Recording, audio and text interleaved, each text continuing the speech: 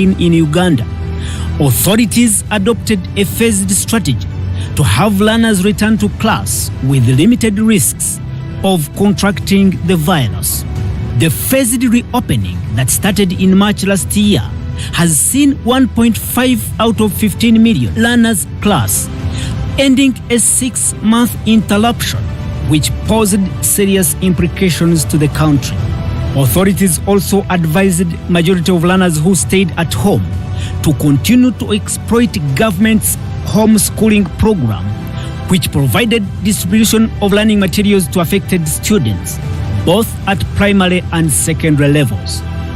Radio and online classes were also advised as an option to keep learners engaged. My idea was to have radios for every homestead. Now, in order to complement those radio educations, after the 6th of April, when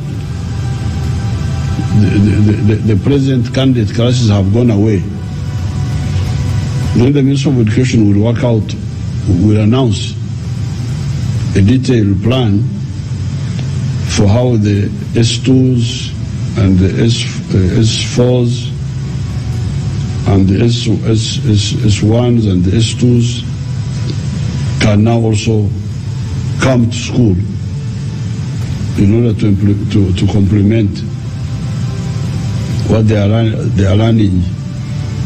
However, the program has been dogged by a number of challenges, ranging from learning materials not being enough for all learners, to radio and internet services not being accessible to all learners, especially the most vulnerable. Evidence available shows that children from most vulnerable and disadvantaged communities were particularly excluded from the alternative learning opportunities. Many still feel isolated, lonely, and more vulnerable ever since their schools were closed. Authorities have also confirmed study materials for children become easily accessible hit a dead end, with reports of mismanagement and corruption making the possibility of learners attending classes on television, radio, or online a huge challenge.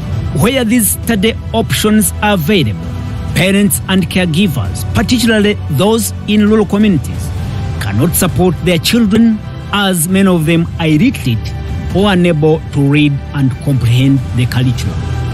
Authorities now have pinned the general reopening of schools to the introduction of the COVID-19 vaccines, further extending the already fragile situation up to the limit. All these factors combined have left millions of children stuck, with semi-candidate classes due to open in March, and with the fate of more than 12 million learners still undecided. Interventions and response efforts to keep all children learning, including, is paramount. And this is the Limelight.